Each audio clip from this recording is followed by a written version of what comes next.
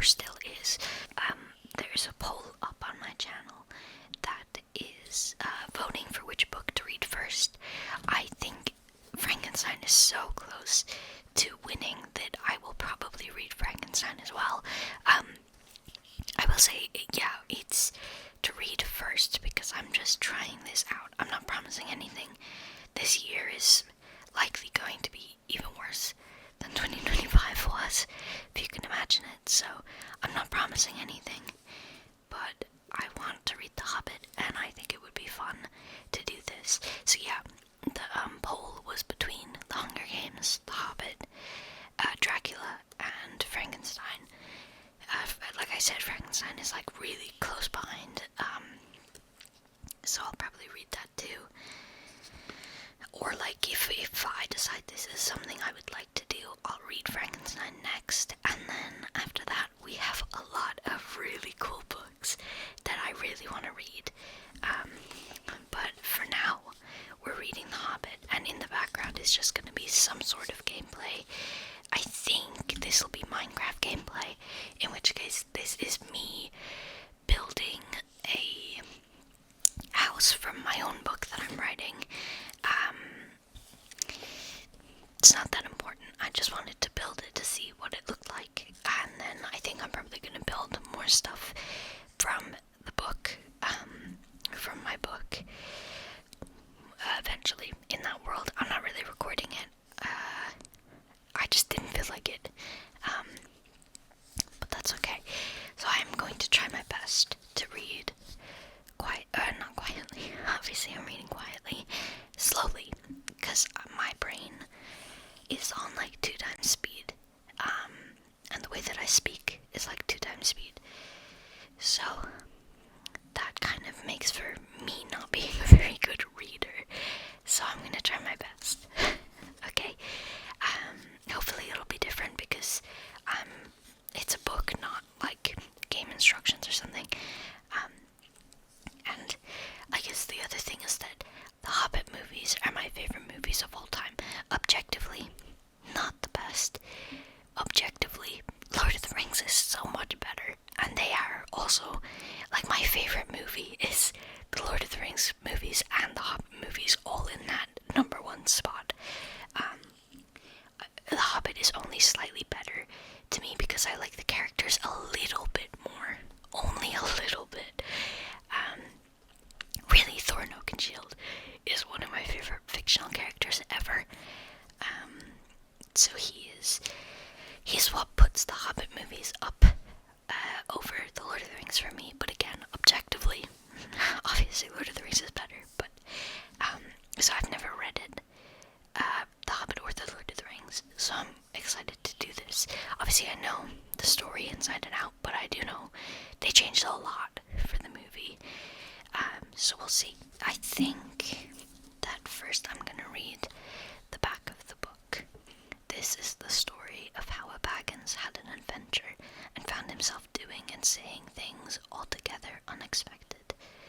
Bilbo Baggins is a hobbit who enjoys a comfortable, unambitious life, rarely travelling further than the pantry of his hobbit hole in Bag End. But his contentment is disturbed when the wizard Gandalf and a company of 13 dwarves arrive on his doorstep one day to whisk him away on a journey, there and back again. They have a plot to raid the treasure hoard of Smaug the Magnificent, a large and very dangerous dragon. Like I said, I'm not great at reading, but we'll get there. And yeah, I do have a physical book, so there'll be page sounds and stuff in this. Now, The Hobbit is about 320 pages, which is not the longest book ever. That'll take only a couple hours to read. Chapter 1, An Unexpected Party. In a hole in the ground there lived a hobbit. Not a nasty, dirty, wet hole filled with the ends of worms and an oozy smell, nor yet a dry, bare, sandy hole with nothing in it to sit down or to eat. It was a hobbit hole, and that means comfort. It had a perfectly round door like a porthole, painted green, with a shiny yellow brass knob in the exact middle.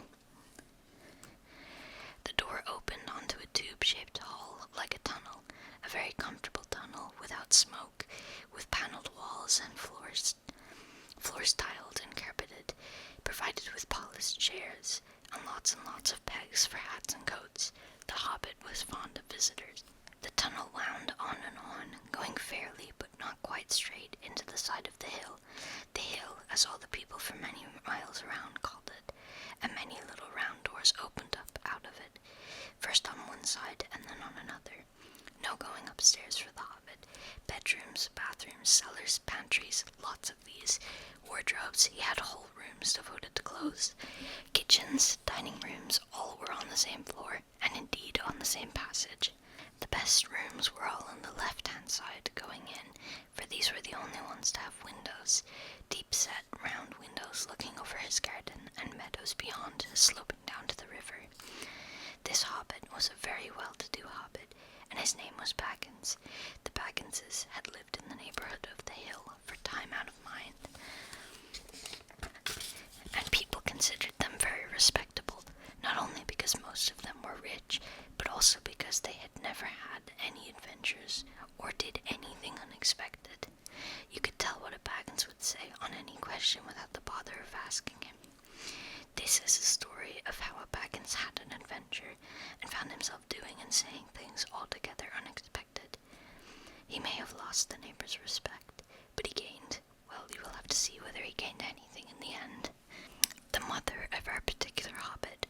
What is a Hobbit? I suppose Hobbits need some description nowadays, since they've become rare and shy of the big people, as they call us. They are, or were, a little people, about half our height and smaller than the bearded dwarves. Hobbits have no beards. There is little or no magic about them, except the ordinary everyday sort, which helps them to disappear quietly and quickly when large stupid folk like you and me come blundering along, making a noise like elephants, which they can hear a mile off. They are inclined to be fat in the stomach. They dress in bright colors, chiefly green and yellow. Wear no shoes because their feet grow natural leathery soles and thick warm brown hair, like the stuff on their heads, which is curly. They have long, clever brown fingers, good-natured faces, and laugh deep, fruity laughs, especially after dinner, which they have twice a day when they can get it. Now you know enough to go on with. As I was saying, the mother of this Hobbit, of Bilbo Baggins that is, was the famous Belladonna Took, one of the three remarkable daughters of the old Took, head of the Hobbits who lived across the water, the small river that ran at the foot of the hill. It was often said in other families that long ago one of the Took ancestors must have taken a fairy wife. That was of course absurd, but certainly there was still something not entirely Hobbit-like about them. And once in a while members of the Took clan would go and have adventures. They discreetly disappeared, and the family hushed it up, but the fact remained that the Tooks were not as respectable as the Bagginses, though they were undoubtedly richer. Not that Belladonna Took ever had any adventures after she became Mrs. Bungo Baggins. Bungo, that was Bilbo's father, built the most luxurious hobbit hole for her, and partly with her money, that was to be found either under the hill or over the hill, or across the water, and there they remained to the end of their days. Still, it is probable that Bilbo, her only son, although he looked and behaved exactly like a second edition of his solid and comfortable father, got something a bit queer in his makeup from the Took side, something that only waited for a chance to come out. The chance never arrived until Bilbo Baggins was grown up, being about 50 years old or so, and living in the beautiful hobbit hole built by his father, which I have just described for you, until he had in fact apparently settled down immovably. By some curious chance, one morning long ago in the quiet of the world, when there was less noise and more green, and the hobbits were still numerous and prosperous, and Bilbo Baggins was standing at his door after breakfast, smoking an enormous long wooden pipe that reached nearly down to his woolly toes, neatly brushed, Gandalf came by. Gandalf, if you had heard only a quarter of what I have heard about him, and I have only heard very little of all there is to hear, you would be prepared for any sort of remarkable tale. Tales and adventures sprouted up all over the place wherever he went, in the most extraordinary fashion. He had not been down that way under the hill for ages and ages, not since his friend the old Took died. In fact, and the hobbits had almost forgotten what he looked like. He had been away over the hill and across the water on businesses of his own, since they were all small hobbit boys and hobbit girls. All that the unexpected Bilbo saw that morning was an old man with a staff. He had a tall pointed blue hat, a long grey cloak, a silver scarf over which his long white beard hung down below his waist, and immense black boots. "Good morning," said Bilbo, and he meant it. The sun was shining and the grass was very green, but Gandalf looked at him from under his long bushy eyebrows that stuck out further than the brim of his shady hat. "What do you mean?" he said. "Do you wish me a good morning, do you wish me a good morning, or mean that it is good morning whether I want it or not, or that you feel good this morning, or that it is a morning to be good on?" "All of them at once," said Bilbo, "and a very fine morning for a pipe of tobacco out of doors into the bargain. If you have a pipe about you, sit down and have a fill of mine. There's no hurry, we have all the day before us." Then Bilbo sat down on a seat by his door, crossed his legs, and blew out a beautiful grey ring of smoke that sailed up into the air without breaking and floated away over the hill. "Very pretty," said Gandalf, "but I have no time to blow smoke rings this morning. I am looking for someone to share in an adventure that I am arranging, and it's very difficult to find anyone." "I should think so, in these parts. We are plain quiet folk and have no use for adventures. Nasty, disturbing, uncomfortable things make you late for dinner. I can't think what anybody sees in them," said our Mr. Baggins, and stuck one thumb behind his braces and blew out another even bigger smoke ring. Then he took out his morning letters and began to read, pretending to take no more notice of the old man.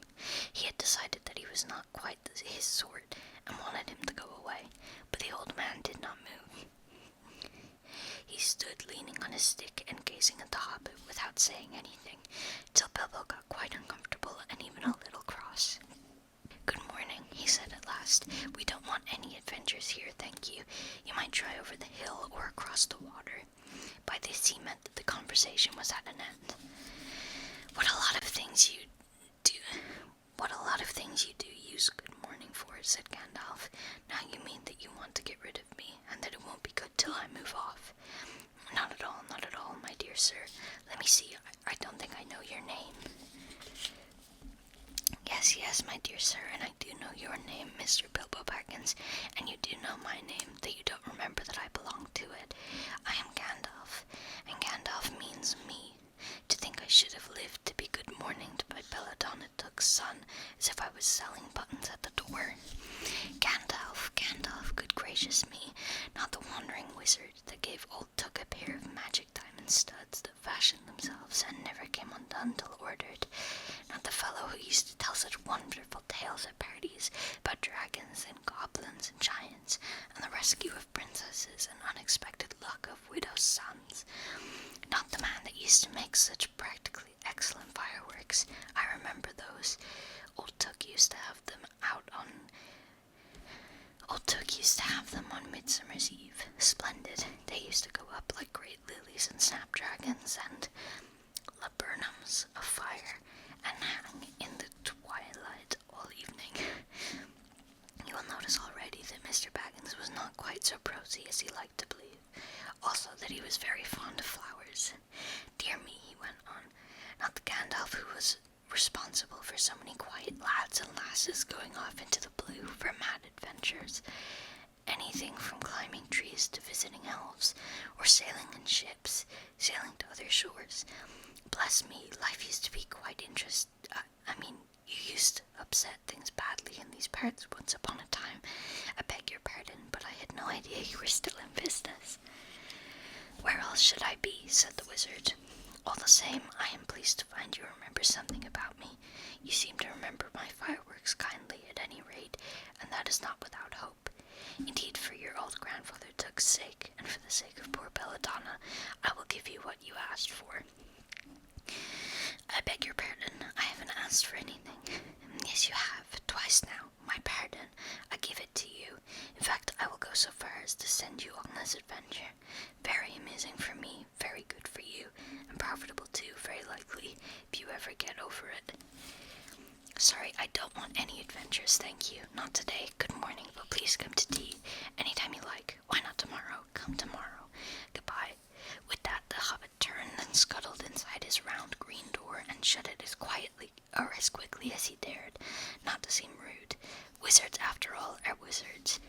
What on earth did I ask him to tea for? He said to himself as he went to the pantry. He had only just had breakfast, but he thought a cake or two and a drink of something would do him good after his fright. Gandalf, in the meantime, was still standing by the door, laughing long but quietly. After a while he stepped up, and with the spike of his staff scratched a queer sign on the Hobbit's beautiful green front door. Then he strode away, just about the time when Bilbo was finishing his second cake, and beginning to think that he had escaped adventures very well. The next day he had almost forgotten about Gandalf. He did not remember things very well, unless he put them down on his engagement table. Gandalf tea, Wednesday. Yesterday he had been too flustered to do anything of the kind. Just before tea time there came a tremendous ring on the front door bell, and then he remembered. He rushed and put on the kettle, and put out another cup and saucer, and an extra cake or two, and ran to the door. I am so sorry to keep you waiting, he was going to say, when he saw that it was not Gandalf at all. It was a dwarf with a blue beard tucked into a golden belt and very bright eyes under his dark green hood. As soon as the door was opened, he pushed inside, just as if he had been expected. He hung his hooded cloak on the nearest peg, and "Dwalin, at your service," he said, with a low bow. "Bilbo Baggins, at yours," said the Hobbit, too surprised to ask any questions for the moment.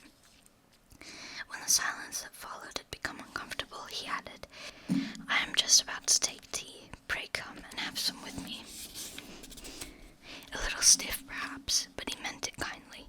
And what would you do if an uninvited dwarf came and hung his things up in your hall without a word of explanation?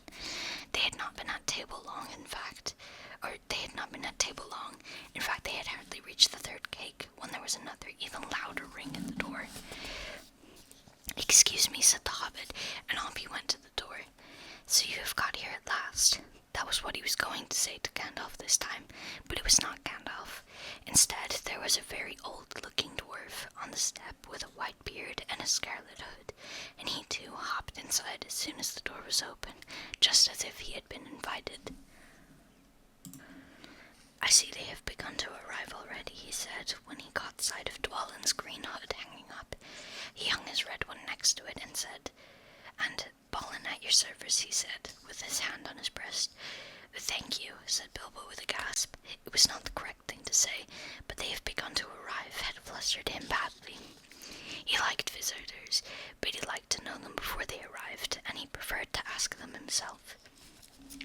He had a horrible thought that the cakes might run short, and then he, as the host, he knew his duty and stuck to it, however painful. He might have to go without. "Come along in and have some tea," he managed to say, after taking a deep breath. "A little beer would suit me better, if it is all the same to you, my good sir," said Balin with the white beard. "But I don't mind some cake, seed cake if you have any." "Lots," Bilbo found himself answering, to his own surprise, and he found himself scuttling off to the cellar to fill a pint beer mug, and then to a pantry to fetch 2 beautiful round seed cakes which he had baked that afternoon for his after-supper morsel. When he got back, Balin and Dwalin were talking at the table like old friends. As a matter of fact, they were brothers. Bilbo plumped down the beer and the cake in front of them, when loud came a ring at the bell again, and then another ring.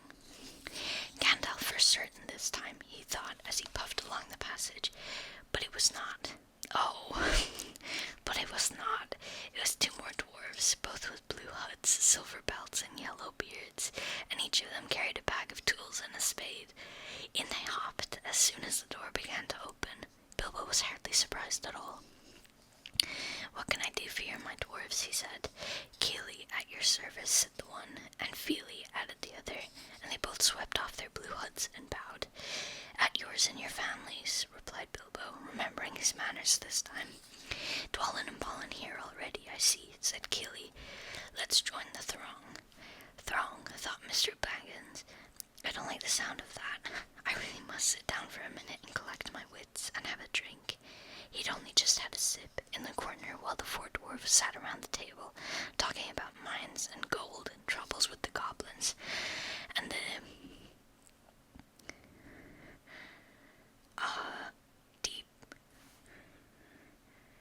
depredations of dragons, and lots of other things which he did not understand and did not want to, for they sounded much too adventurous, when ding-dong, his bell rang again, as if some naughty little Hobbit boy was trying to pull the handle off.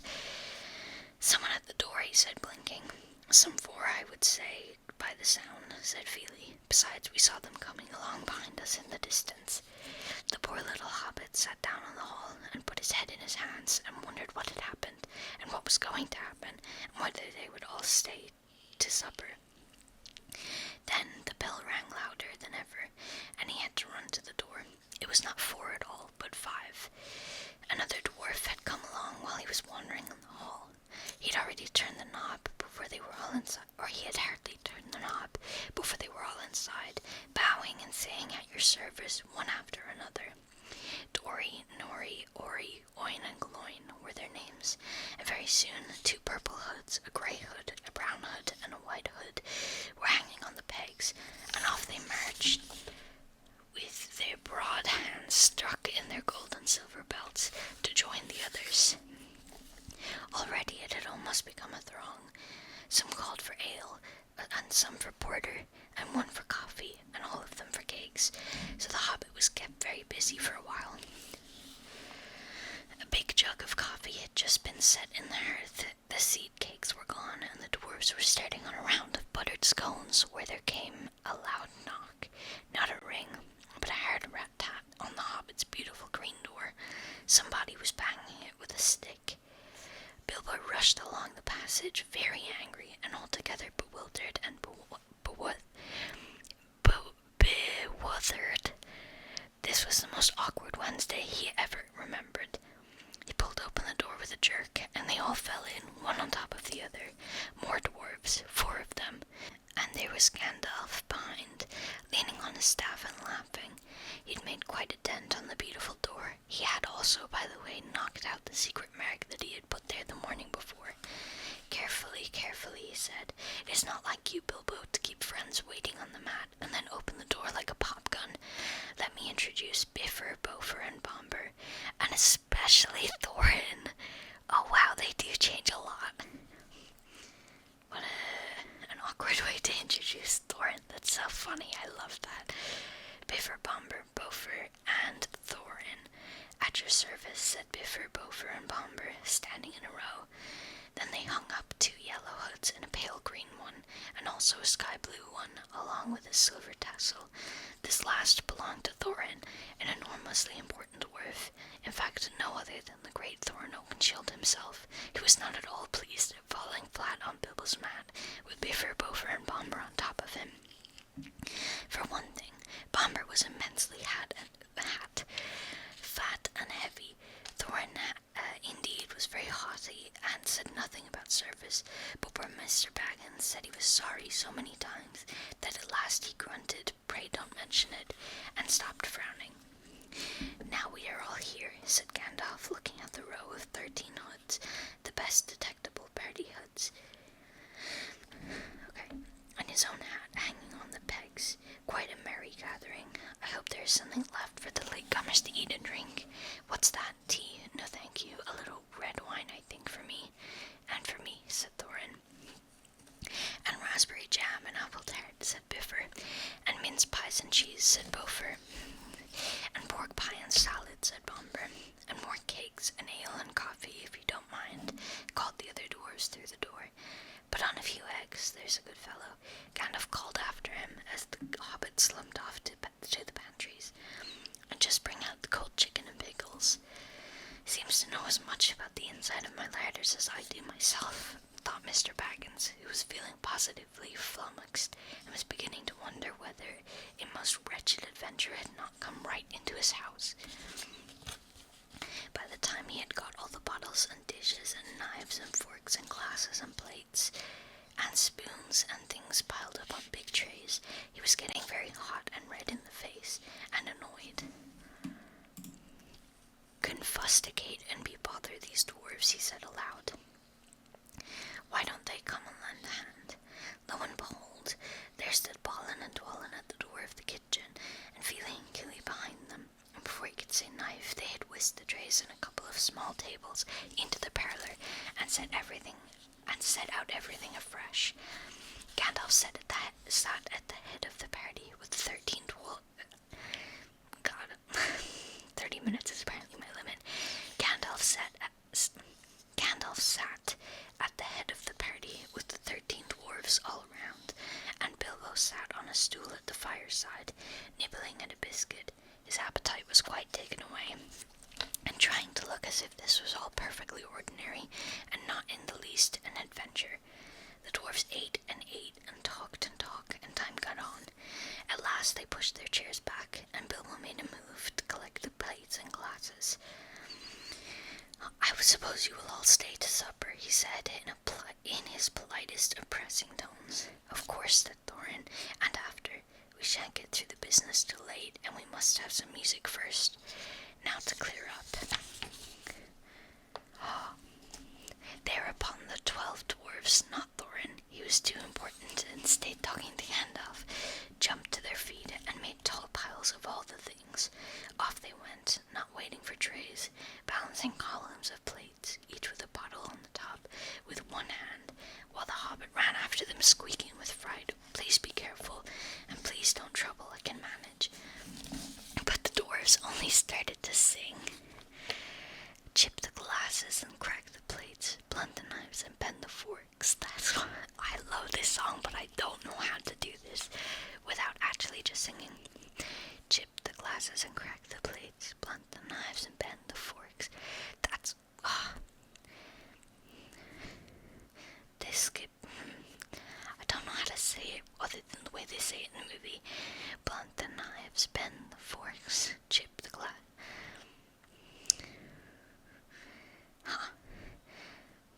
Whatever. Chip the glass. See now, why is this so awkward to read? Because I have the song so in my head. Blunt the knives, bend the forks, smash the bottles and burn the corks, chip the glasses and crack the plates. Oh, there we go. Okay. It's not in that order, but that's the way that it makes sense in my mind. So we're gonna do it like that. Blunt the knives, bend the forks, smash the bottles and burn the corks, chip the glasses and crack the plates. That's what Bilbo Baggins hates. Cut the cloth, tread on the fat, pour the milk on the Cut the cloth, tread on the fat, leave the bones on the bedroom mat, pour the milk on the pantry floor, splash the wine on every door, dump the crocks in a boiling bowl, pound them up with a thumping pole, and when you're finished, if any are whole, send them down the hall to roll. That's what Bilbo Baggins hates. I don't know why that's been the hardest thing to read of this entire book.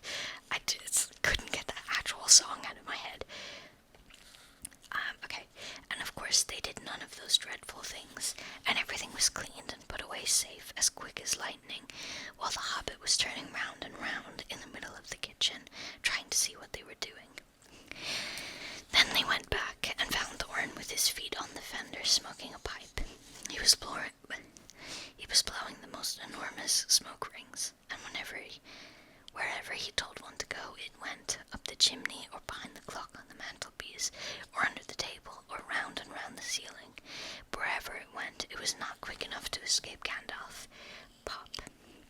He sent another smaller smoke ring from his short clay pipe straight through each one of Thorin's. Then Gandalf's smoke ring would go green and come back to hover over the wizard's head. He had a cloud of them above him already, and in the dim light it made him look strange and sorcerous. Bilbo stood still and watched. He loved smoke rings, and then he blushed to think how proud he had been yesterday morning of the smoke rings he had sent up the wind over the hill. Now for some music, said Thorin. Bring out the instruments. Keely and Feely cashed for their bags and brought back little fiddles. Dory, Nori, and Ori brought out flutes from somewhere inside their coats. Bomber produced a drum from the hall. Biffer and Bofer went out too, and came back with clarinets that they had left among the walking sticks. Dwalin and Balin said, "Excuse me, I left mine in the porch." "Just bring mine in with you," said Thorin. They came back with vials, is that how you say that? I know what it is. As big as themselves, and with Thorin's harp wrapped in a green cloth. It was a beautiful golden harp, and when Thorin struck it, the music began all at once, so sudden and sweet that Bilbo forgot everything else, and was swept away into dark lands under strange moons, far over the water, and very far from his hobbit hole under the hill. The dark came into the room from the little window that opened in the side of the hill. The firelight flickered. It was April, and still they played on, while the shadow of Gandalf's beard wagged against the wall. The dark filled all the room, and the fire died down, and the shadows were lost, and still they played on.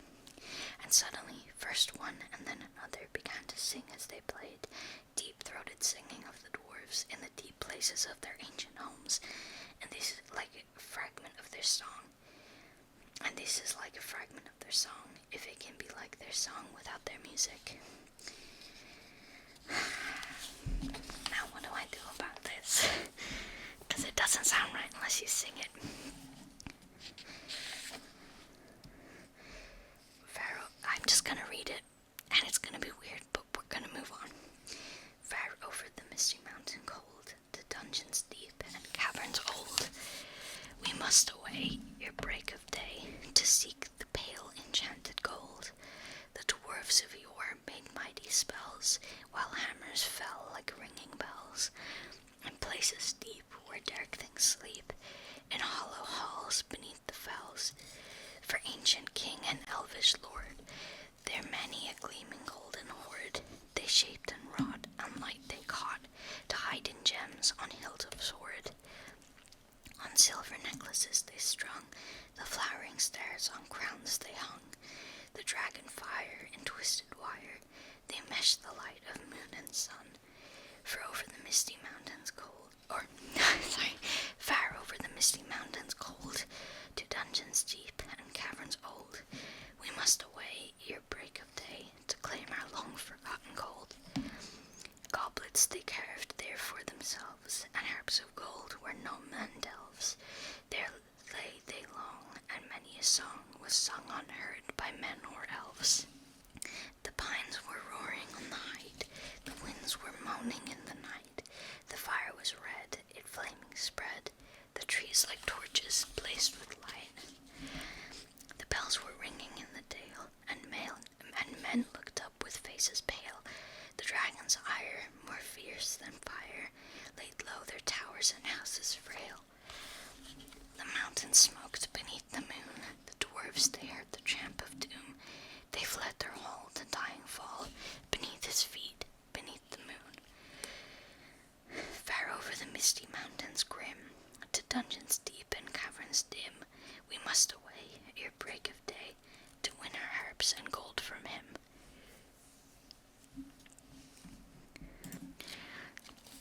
As they sang, the hobbit felt the love of beautiful things made by hands and by cunning and by magic move through him.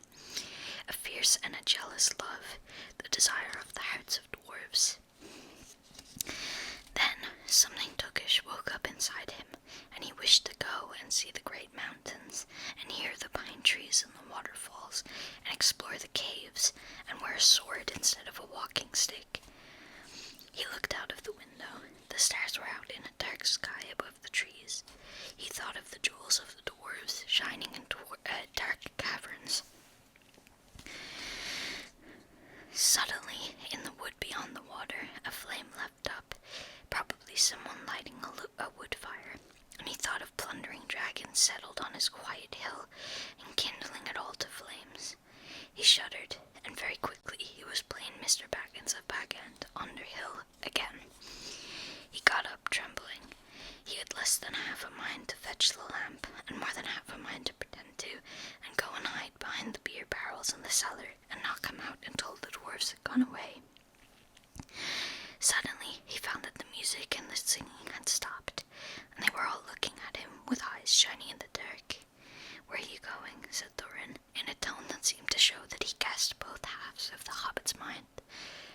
"What about a little light?" said Bilbo apologetically. "We like the dark," said all the dwarves. "Dark for a dark business. There are many hours before dawn." "Of course," said Bilbo, and sat down in a hurry. He missed the stool and sat in the fender, knocking over the poker and shovel with a crash. "Hush," said Gandalf. "Let Thorin speak." And this is how Thorin began. "Gandalf, dwarves, and Mr. Baggins, we are met together in the house of our friend and fellow conspirator, this most excellent and audacious hobbit. May the hair on his toes never fall out. All praise to his wine and ale." He paused for a breath and for a polite remark from the hobbit, but the compliments were quite lost on poor Bilbo Baggins, who was wagging his mouth in protest at being called audacious, and worst of all, fellow conspirator. Though no noise came out, he was so flummoxed. So Thorin went on. We are met to discuss our plans, our ways, means, policy, and devices. We shall soon, before the break of day, start on our long journey, a journey from which some of us, or perhaps all of us, except our friend and counselor, the ingenious wizard Gandalf, may never return. It is a solemn moment. Our object is, I take it, well known to us all. To the estimable Mr. Baggins, and perhaps to one or two of the younger dwarves. I think I should be right in naming Killian Feely, for instance. The exact situation at the moment may require a little brief explanation.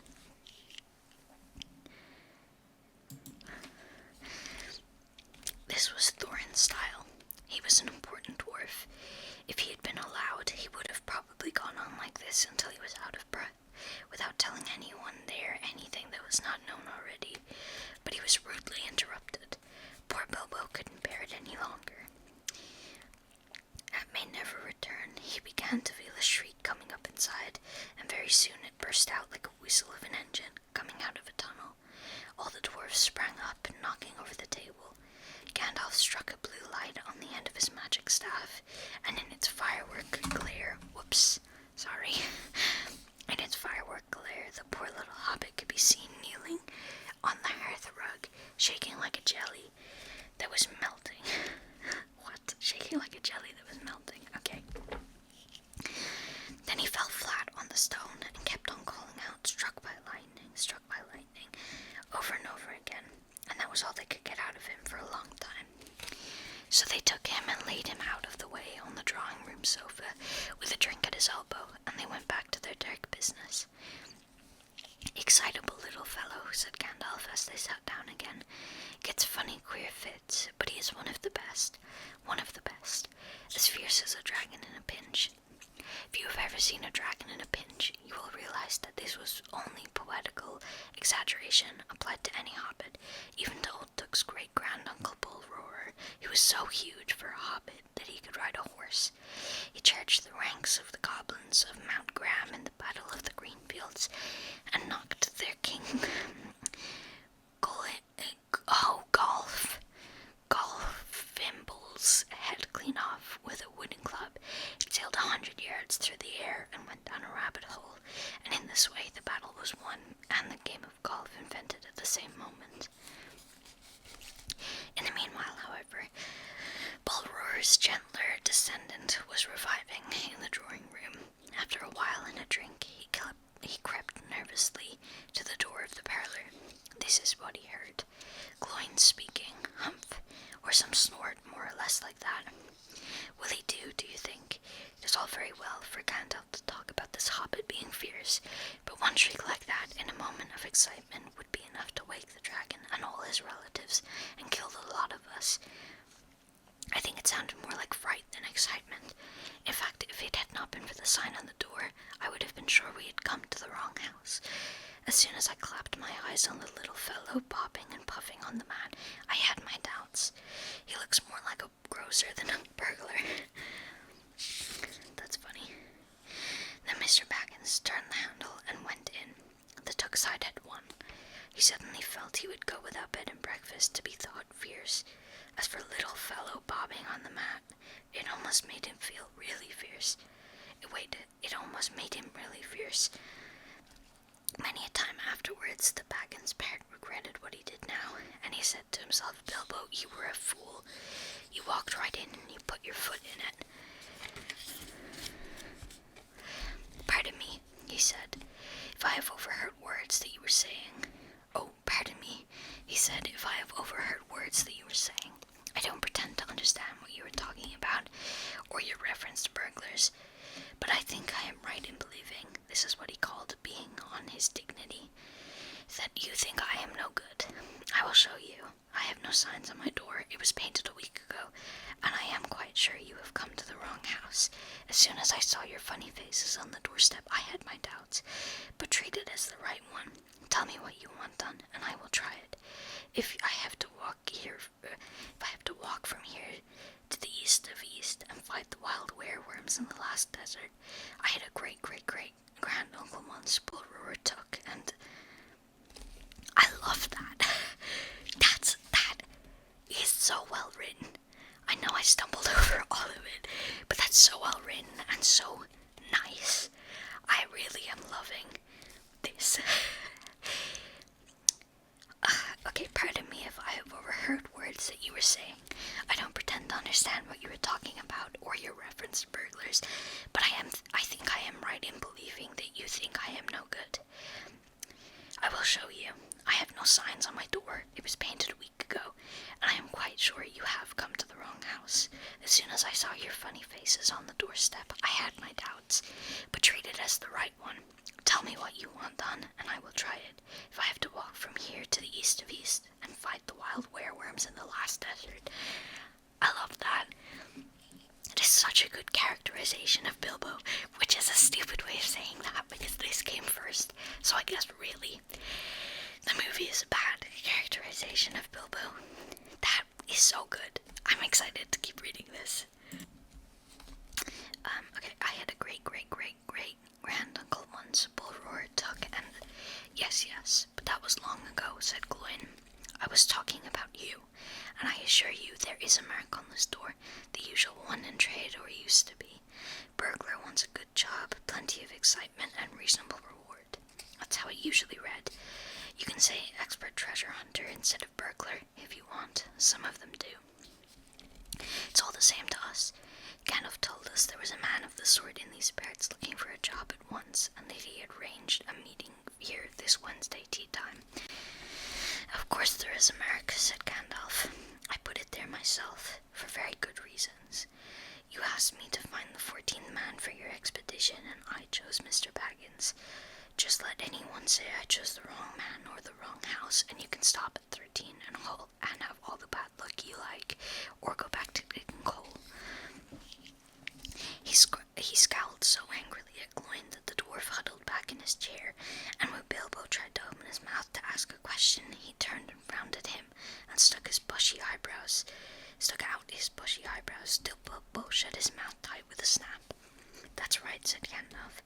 Let's have no more argument. I have chosen Mr. Baggins, and that ought to be enough for all of you. If I say he is a burglar he is, or will be when the time comes.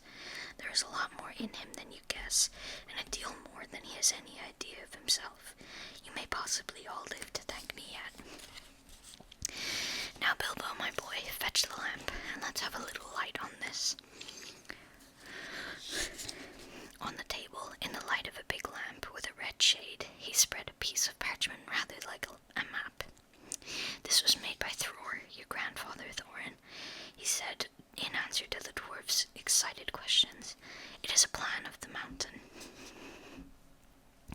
I don't see that this will help us much, said Thorin disappointedly after a glance. I remember the mountain well enough and the lands about it, and I know where Mirkwood is and the withered heath where the great dragons bred. There is a dragon marked in red on the mountain, said Balin, but it will be easy enough to find him without that if ever we arrive there. That's funny. There is one point point that you haven't noticed," said the wizard, "and that is the secret entrance. You see that ruin on the west side, and the hand pointing to it from the other ruins? That marks a hidden passage to the lower halls." "It may have been secret once," said Thorin, "but how do we know that it is secret any longer? Old Smaug has lived there long enough now to find out anything there is to know about these caverns." "He may, but he can't have used it for years and years." "Why?" "Because it is too small.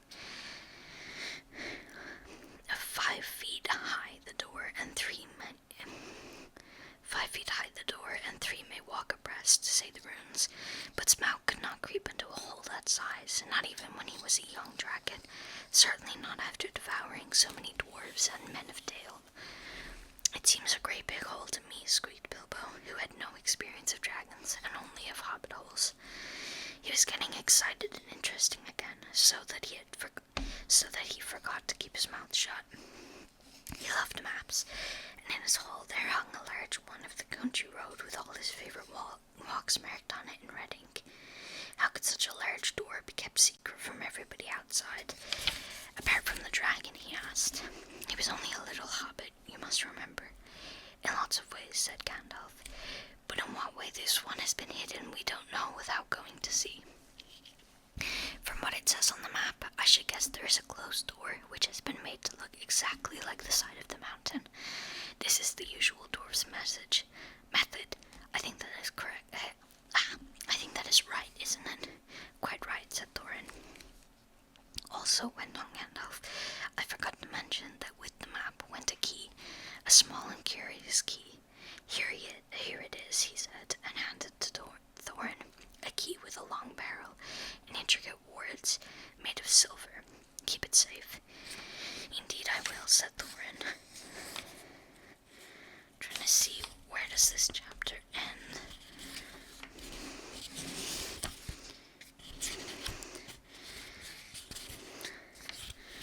Damn.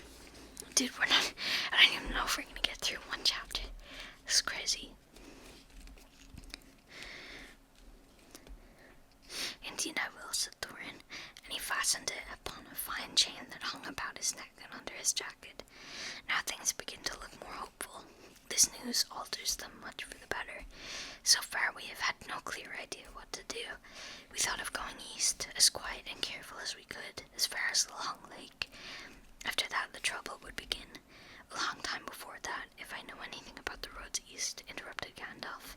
We might go from there up along the river running," went on Thorin, taking no notice, "and so to the ruins of Dale, the old town in the valley there, under the shadow of the mountain. But we none of us liked the idea of the front gate. The river runs right out of it, through the great cliff at the south of the mountain, and out of it comes the dragon too, far too often, unless he has changed his habits." "That would be no good," said the wizard, "not without a mighty warrior, even a hero. I tried to find one, but warriors are busy fighting one another in distant lands, and in this neighborhood heroes are scarce, or simply not to be found.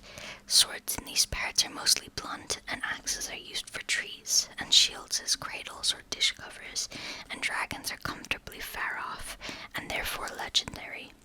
That is why I settled on burglary, especially when I remembered the existence of a side door. And here is our little Bilbo Baggins, the burglar, the chosen and selected burglar. So now let's get on and make some plans." "Very well then," said Thorin. "Supposing the burglar expert gives us some ideas or suggestions." He turned with mock politeness to Bilbo. "First, I should like to know a bit more about things," said he, feeling all confused and a bit shaky inside, but so far still doggishly determined to go on with things.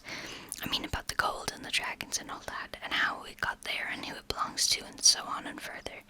"Bless me," said Thorin, "haven't you got a map? And didn't you hear our song? We haven't been talking about all this for hours." "All the same, I should like it all plain and clear," said he absentedly, putting on his business manner, usually reserved for people who tried to borrow money off of him, and doing his best to appear wise and prudent and professional, and live up to Gandalf's recommendation. Also, I should like to know about risks, out-of-pocket expenses, time required, and remuneration, okay, and so forth, by which he meant, what am I going to get out of it, and am I going to come back alive? Oh, very well, said Thorin. Long ago, in my grandfather Thor's time, our family was driven out of the far north and came back with all their wealth and their tools to this mountain on the map. It had been discovered by my fair ancestor, Thrain the Old, but now they mined and they tunneled, and they made hunger halls and greater workshops, and in addition, I believe they found a good deal of gold and a great many jewels too. Anyway, they grew immensely rich and famous, and my grandfather was king under the mountain again, and treated with great reverence by the mortal men who lived to the south, and were gradually spreading up the running river as far as the valley overshadowed by the mountain. They built the merry town of Dale there in those days. Kings used to send for our smiths and reward even the least skillful most richly. Fathers would beg us to take their sons as apprentices and pay us handsomely, especially in food supplies, which we never bothered to grow or find for ourselves. Altogether, those were good days for us, and the poorest of us had money to spend and to lend, and leisure to make beautiful things just for the fun of it, not to speak of the most marvelous and magical toys, the likes of which is not to be found in the world nowadays. So my grandfather's halls became full of armor and jewels and carvings and cups, and the toy market of Dale was the wonder of the north. Undoubtedly, that was what brought the dragon. Dragons steal gold and jewels, you know, from men and elves and dwarves, wherever they can find them, and they guard their plunder as long as they live, which is practically forever, unless they are killed, and never enjoy a brass ring of it. Indeed, they hardly know a good bit of work from a bad, though they usually have a good notion for the current market value, and they can't make a thing for themselves, not even mend a little loose scale of their armor. There were lots of dragons in the north in those days, and gold was probably getting scarce up there, with the dwarves flying south or getting killed, and all the general waste and destruction that dragons make going from bad to worse. There was a most specially greedy, strong, and wicked worm called Smaug. One day he flew up into the air and came south. The first we heard of it was a noise like a hurricane coming from the north, and the pine trees on the mountain creaking and cracking in the wind. Some of the dwarves who happened to be outside, I was one luckily, a fine adventurous lad in those days, always wandering about, and it saved my life that day. Well, from a good way off, we saw the dragon settle on our mountain in a spout of flame. Then he came down the slopes, and when he reached the woods, they all went up in fire. By that time, all the bells were ringing in Dale, and warriors were arming. The dwarfs rushed out of their great gate, but there was the dragon waiting for them. None escaped that way. The river rushed up in steam, and a fog fell on Dale, and in the fog the dragon came on them and destroyed most of the warriors. The usual unhappy story. It was only too common in those days. Then he went back and crept in through the front gate and rooted out all the halls and lanes and tunnels, alleys, cellars, mansions, and passages. After that, there were no dwarfs left alive inside, and he took all their wealth for himself. Probably, for that is the dragon's way, he has piled it all up in a great heap far inside, and sleeps on it for a bed. Later, he used to crawl out of the great gate and come by night to Dale, and carry away people, especially maidens, to eat, until Dale was ruined, and all the people dead or gone. What goes on there now I don't know for certain, but I don't suppose anyone who lives nearer to the mountain than the far edge of the Long Lake nowadays. But I don't suppose anyone lives nearer to the mountain than the far edge of the Long Lake nowadays. The few of us that were well outside sat and wept in hiding and cursed Smaug, and there we were unexpectedly joined by my father and my grandfather with singed beards. They looked very grim, but they said very little. When I asked how they got away, they told me to hold my tongue, and said that one day, in proper time, I should know. After that we went away, and we have had to earn our livings as best we could up and down the lands, often enough sinking as low as blacksmith work or even coal mining. But we have never forgotten our stolen treasure, and even now, when I will allow, we have got a good bit laid by and are not so badly off. Here Thorin stroked the golden chain around his neck. We still mean to get it back, and to bring our curses home to Smaug if we can.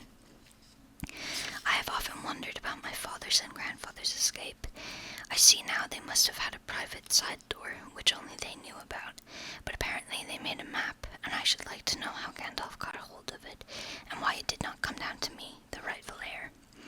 I did not get a hold of it. I was given it, said the wizard. Your grandfather Thor was killed, you remember, in the mines of Moria, by Azog the goblin. Curse his name, yes, said Thorin.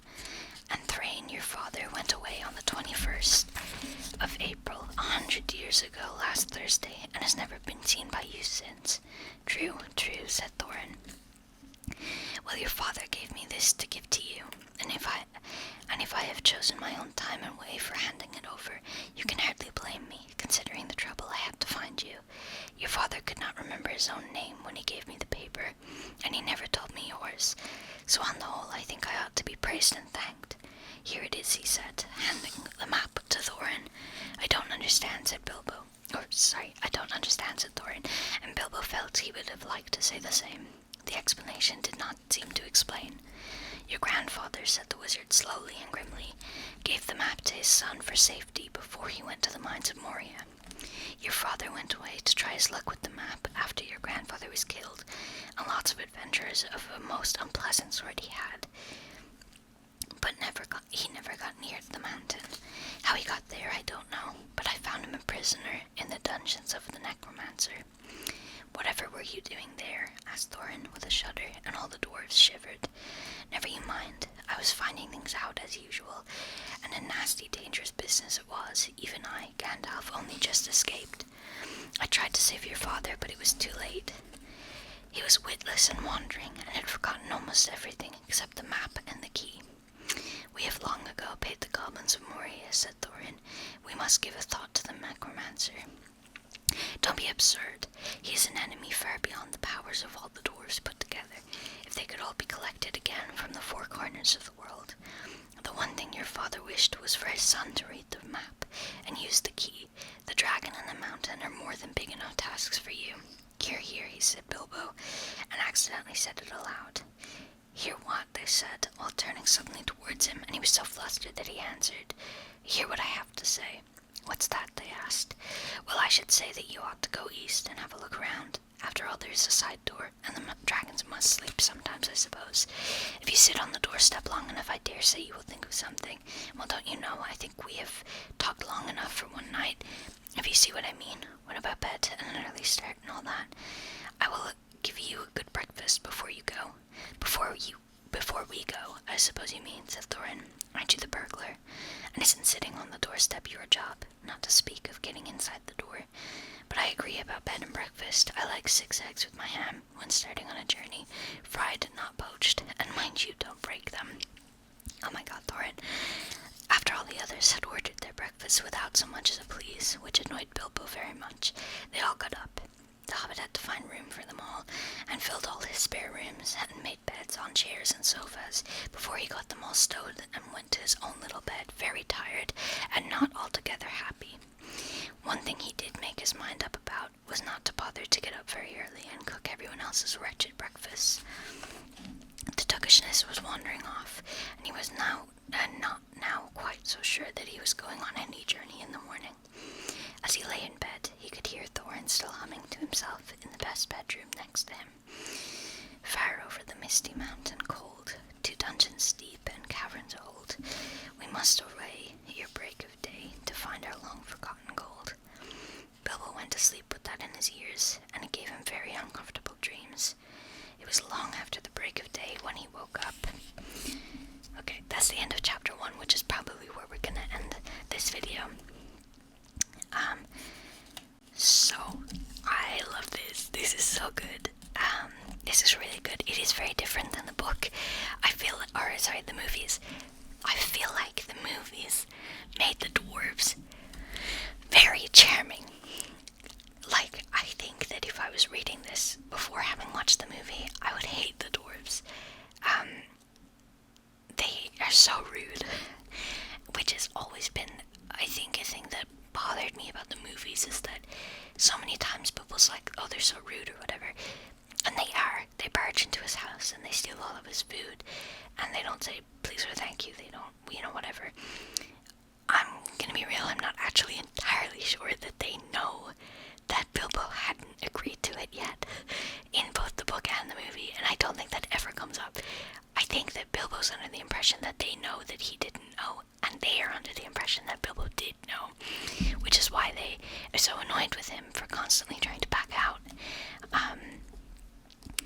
So I think that kind of gives them a little bit of grace in both situations. I'm not sure that they would be all too happy with Gandalf having lied to them about it. This is so good, though. I really love the way that Bilbo is in this. He's very much wants to be on the adventure more than it seemed like he did in the movie. I still really love this one paragraph. I'm gonna read it again. Pardon me, he said, if I have overheard words that you were saying. I don't pretend to understand what you are talking about, or your reference to burglars, but I think I am right in believing that you think I am no good. I will show you. I have no signs on my door. It was painted a week ago, and I am quite sure you have come to the wrong house. As soon as I saw your funny faces on the doorstep, I had my doubts, but treat it as if it is the right one.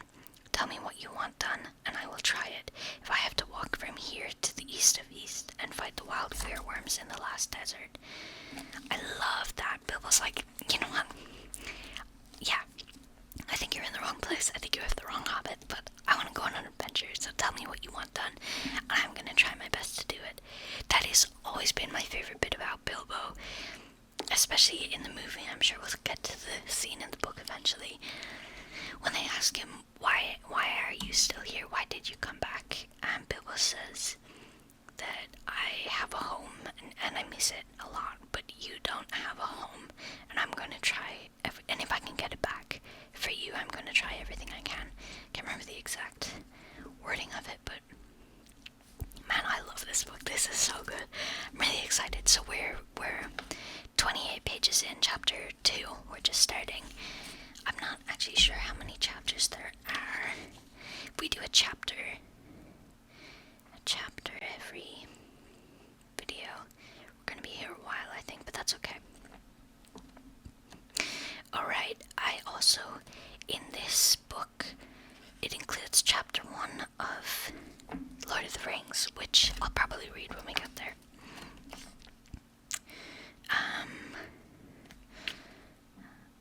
I think, yeah, they included chapter 1 of Lord of the Rings, which I will read when we get to the back of the book. Right, that is in italics, not italics, Roman numerals, XIX. I'm writing a book, and there are multiple chapters that are from different point of views, so it's like character name 1, you know. Don't think I'll quite get to this level of numbers. Okay, what am I looking for? Roman numerals, please.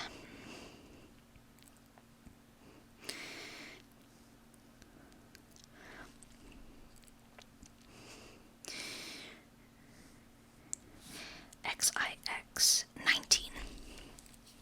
So there's 20 chapters. There's 19 normal chapters and 20 including the Lord of the Rings book. So we'll be doing about 20 videos, which is not that bad.